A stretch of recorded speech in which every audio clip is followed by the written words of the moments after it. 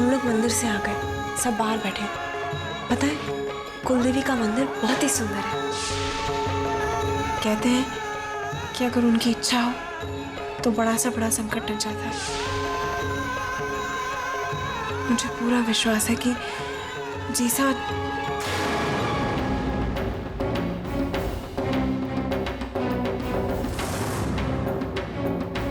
नाहर नाहर क्या हुआ? जीसा कुछ बोल क्यों नहीं रहे? नाहर!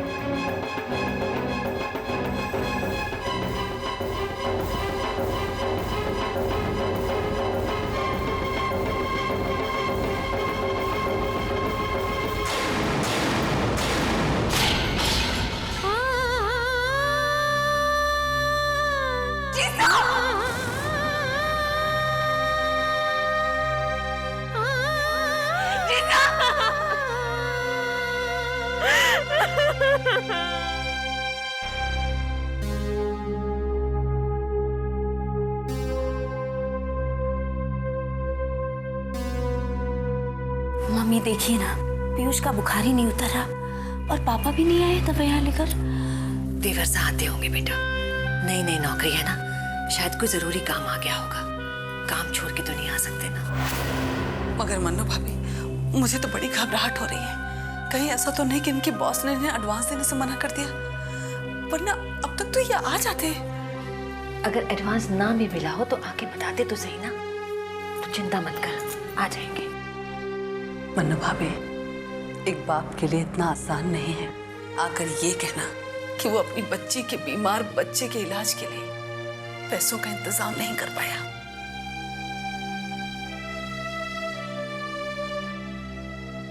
हे भगवान, ये कैसी परीक्षा है मेरी।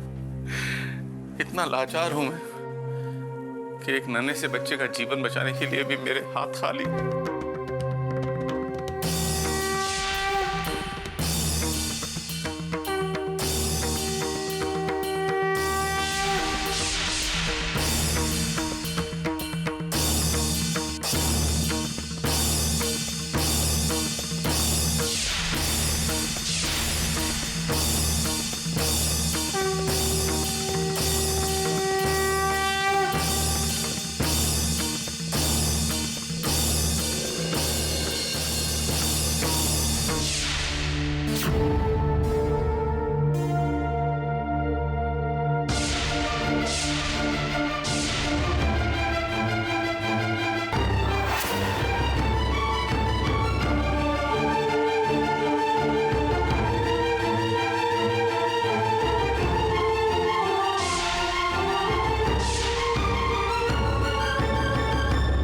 क्षमा करना भगवान, मजबूर हूं। इस समय इसके अलावा और कोई चारा नहीं है मेरे पास।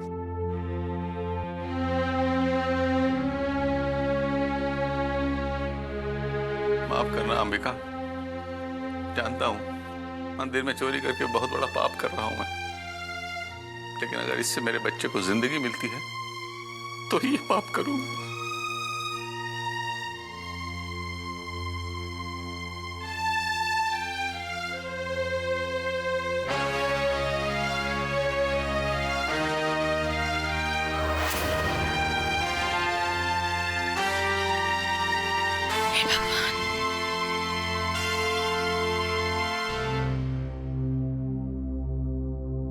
नाहर बन्ना,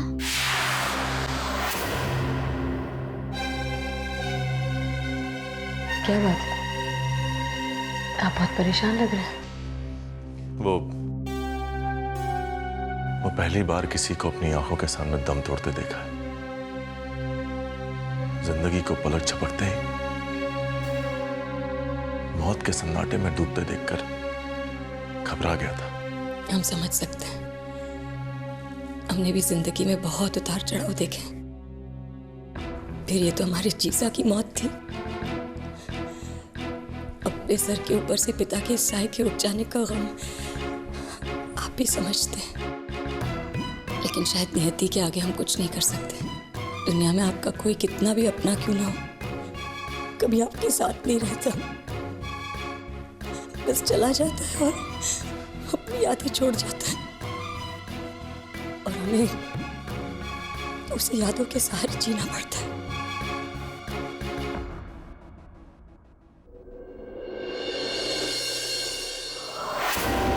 ये अचानक नाहर पन्ना को क्या हो गया? उनके चेहरे का रंग बता रहा है कि बात सिर्फ जीसा के देहांत की नहीं है। कहीं जीसा ने हमारी एब्सेंस में नाहर को राज तो नहीं बता दिया? नहीं, जीसा इतनी बड़ी गलती नहीं कर सकते। नहीं नहीं, कभी नहीं। कहाँ इतनी देर लगा दी? इधर पीयूष की हालत इतनी खराब होती जा रही है। क्या? अरे कहाँ रह गए थे तुम? इतनी देर लगा दी, एक फोन तक नहीं किया। क्या बात है? एडवांस मिलने में मुश्किल हो रही थी क्या? नहीं, वो बात नहीं है। दरअसल वो बॉस को एक मीटिंग में जाना पड़ गया, मुझे उनका इंतजार करना पड़ा, फिर उनको आते आते शाम हो गई। लाओ दवा दो, बच्चे को दे दूं जल्दी से।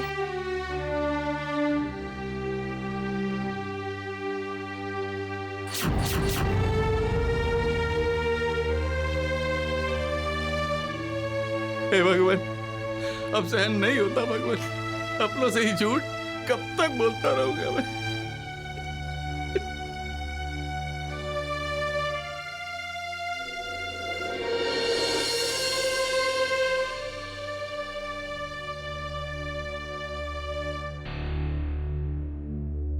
क्यों किया ऐसा आपने देवर जी? क्या किया मैंने? अपनी आंखों से ना देखती तब भी आपका चेहरा सब कुछ बता देता। देवर सा, आपने मंदिर से सिक्के लिए? आप तो जानते हैं कि ये सिक्के हमारे पुरखों की अमानत है, जो एक पीढ़ी से दूसरी पीढ़ी को सौंपी जाती है। आप जैसे इंसान से अमानत में खयानत कैसे हो गई देवर सा? क्यों? तो और क्या करता मन्नू भाभी, पुरखों की अमानत का सम्मान करने जाता और नई पीढ़ी आने से पहले ही कंपनी ने एडवांस देने से मना कर दिया। कहा 4 दिन की नौकरी में एडवांस नहीं दिया जा सकता। तारी ने जब बुरा वक्त आता है तो चूहा भी शेर को आंखें दिखाता है। देवर सा, मैं समझ सकती हूँ अब आप पहले जैसे अफसर नहीं रहे, इसीलिए 1000-2000 के लिए किसी के सामने हाथ फैलाना पड़ता है। फिक्र मत करो, ये दुख के बादल भी छट जाएंगे। फिक्र मत करो देवर सा। पर एक बात है, तुम्हारा ये बॉस है बहुत घटिया आदमी। मेरी मानो तो नौकरी को तिलांजलि दे दो। नहीं मन्नू भाभी, कितनी मुश्किल से तो ये नौकरी मिली है। कम से कम घर का चूल्हा तो जल रहा है। देवर सा, जिस ईश्वर ने पेट और भूख दी है ना, वही हिम्मत भी देगा। तुम अपने आप को अकेला मत समझो, मैं हूं ना। हम साथ साथ मिलकर इस मुसीबत से लड़ेंगे भी, और देखना पार भी लग जाएंगे। हिम्मत रखो, बस हिम्मत। मन्नो भाभी, आप चाहे हाथों का सहारा दो या कंधों का, इस घर की नैया तो तब पार लगेगी ना जब मैं लगने दूंगी। बीच भंवर में अगर ये नैया ना डुबाई तो लानत है मेरे कावेरी होने पर।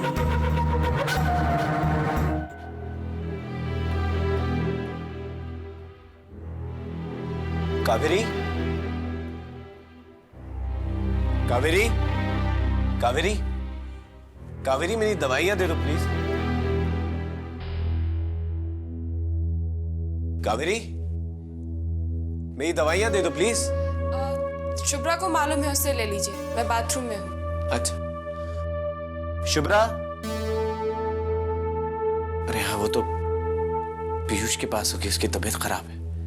चलो मैं ही ले लेता हूँ।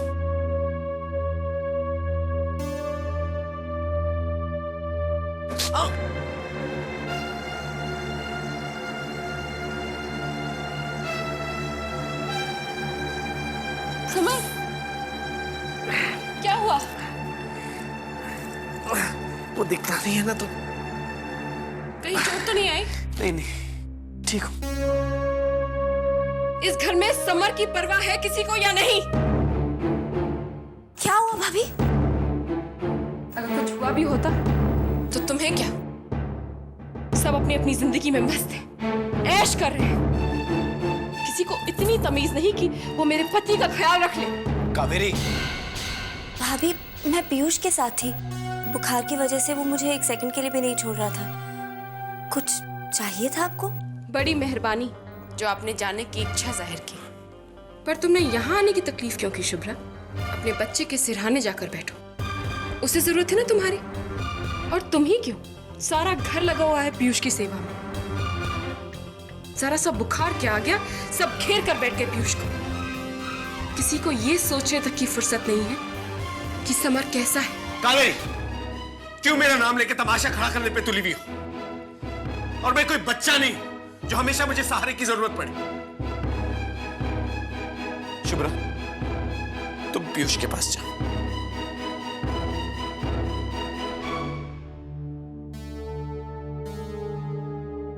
कब दूसरों पे तोहमत लगाना छोड़ोगी कावेरी? एक तो वो पहले से परेशान है, ऊपर से तुम। मैं तोहमत लगा रही हूँ समर? वैसे मैंने गलत भी क्या कहा? बोले, अगर आपको कुछ हो जाता तो क्या होता? क्या होता मुझको? क्या होता? हाथ पैर टूट जाते और क्या होता?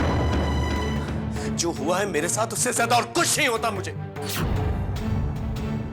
अफसोस तो इसी बात का है समर कि तुम भी मुझे औरों की तरह गलत समझते हो। वैसे एक बात सच सच बताइए समर, क्या आपको नहीं लगता कि इस घर के लोगों को बेटियों की चिंता ज्यादा है और बेटे की कम? और बहू की तो बिल्कुल भी नहीं। वो जिए या मरे उनकी बला से, जबकि घर बहू और बेटे से ही बनता है। उनका पहला हक होता है घर पर। कावेरी, घर में बेटियां पहले आती है बहुओं से, इसलिए पहला हक उनका होता है। और वैसे भी हक जमाया नहीं जाता, कमाया जाता है।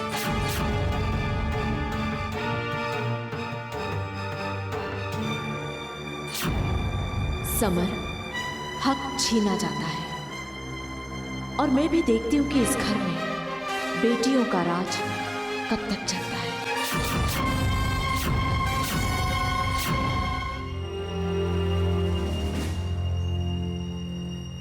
और सलोनी कैसी हो? मैं भाभीसा के मायके में। उनके पिताजी का स्वर्गवास हो गया है। हाँ, भाभीसा ठीक है। सलोनी, मैं तुम्हें एक बात बताना चाहता हूं, लेकिन पहले मुझसे वादा करो कि ये बात तुम अपने तक ही रखोगी, क्योंकि ये सच कई जिंदगियों को बर्बाद कर सकता है। आखिरी सांस लेने से पहले भाभीसा के पिताजी ने मुझे बताया था कि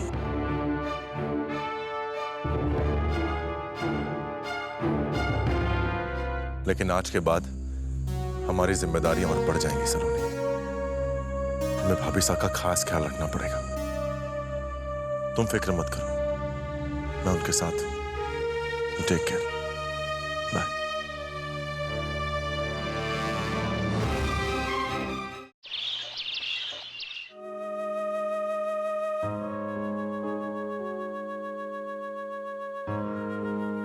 माँ साहब, उम्र में आपसे बहुत छोटा हूँ और मेरी कोई हैसियत नहीं है कि मैं आपको सलाह दूं, लेकिन हम सब ने फैसला किया है और हम चाहते हैं कि आप उस फैसले को स्वीकार करें।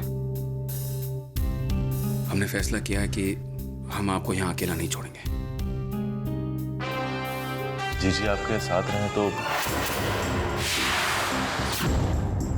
आपको किसी का साथ भी मिल जाएगा और उर्वशी अपने बच्चे को मायके में जन्म देकर वो रिवाज भी पूरा कर लेगी।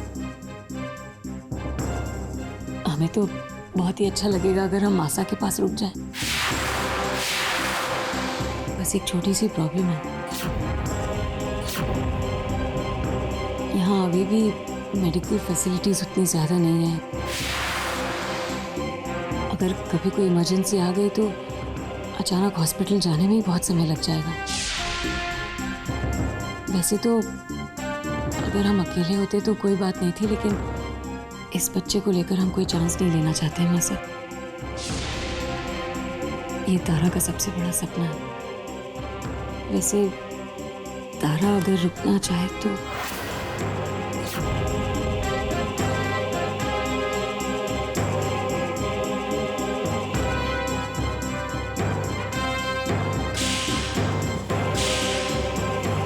उर्वशी हो या तारा, दोनों में से कोई भी बेटी अपने घर से दूर रहे,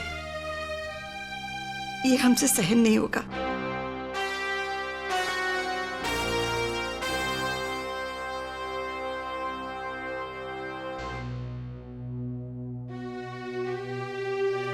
ठीक है, हम आते हैं।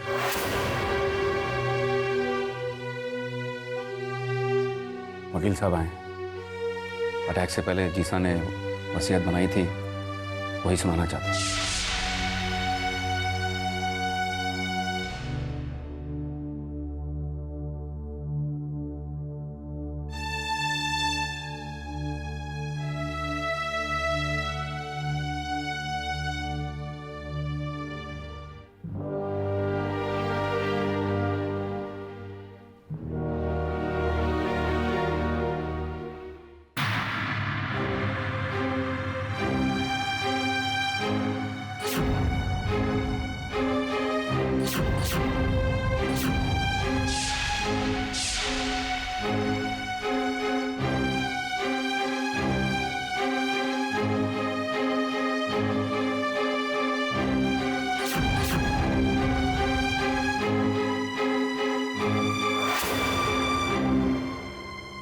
एक्सक्यूज मी वकील साहब, ये यहाँ पर क्या कर रहे हैं?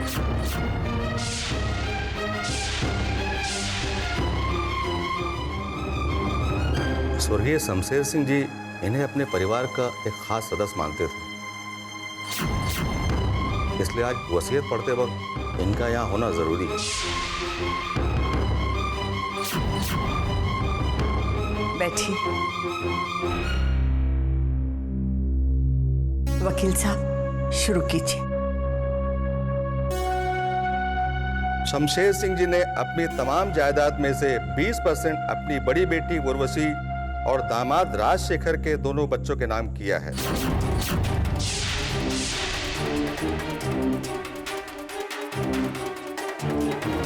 और उसके बाद 20% रानी साहिबा के नाम किया है और बाकी के 60% तारा के होने वाले बच्चे के नाम किया है।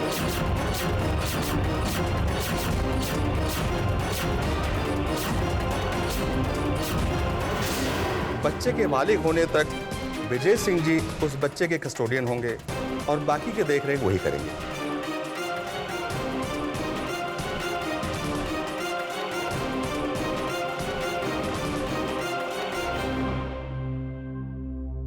ऐसे कैसे हो सकता है?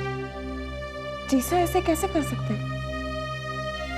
जीजी के नाम पर कुछ नहीं। यही उनकी आखिरी इच्छा थी और इसमें कोई भी सवाल नहीं उठा सकता, क्योंकि इस पुश्तैनी हवेली के अलावा शमशेर सिंह जी ने सब कुछ खुद कमाया था। अब वो जिसे चाहें जितना चाहे दे सकते हैं। सिर्फ इस हवेली पर ही दोनों बहनें अपना हक जता सकती हैं। मुझे तो यकीन ही नहीं हो रहा। जीजी के नाम पे कुछ नहीं ब्रजेश। Excuse me.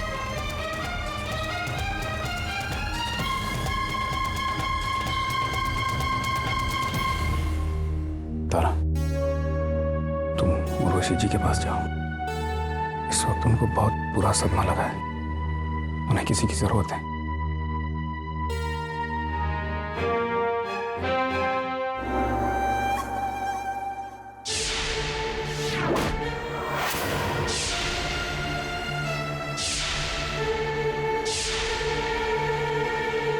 हम जानते हैं जी साहब कि आपने हमसे कहीं ज्यादा हमेशा तारा को ही प्यार किया है, बट डोंट माइंड, इस बार आप जाते जाते हमारा भला ही कर गए। आपने अपनी जायदाद का सबसे बड़ा हिस्सा तारा के बच्चे के नाम किया है ना, लेकिन आप भूल गए कि तारा का बच्चा तो हमारे अंदर पल रहा है जी साहब। हाँ, वो बड़ा होकर शायद तारा को ही माँ बुलाएगा, लेकिन उसकी असली माँ कौन है? हम। और इस सच्चाई से तो कोई भी नहीं मुकर सकता जी साहब, आप भी नहीं। ब्रिजेश जी के ऊपर आपने जो जायदाद की जिम्मेदारी डाली है उसके लिए एक और थैंक्स, क्योंकि बहुत जल्द अब ब्रिजेश जी सिर्फ हमारे इशारों पर नाचेंगे। शायद अपनी हर सांस लेने से पहले वो हमसे इजाजत मांगे। अब ब्रिजेश जी की जिंदगी में हमारे अलावा और कोई नहीं होगा, और ये तो हम हासिल करके रहेंगे जी साहब।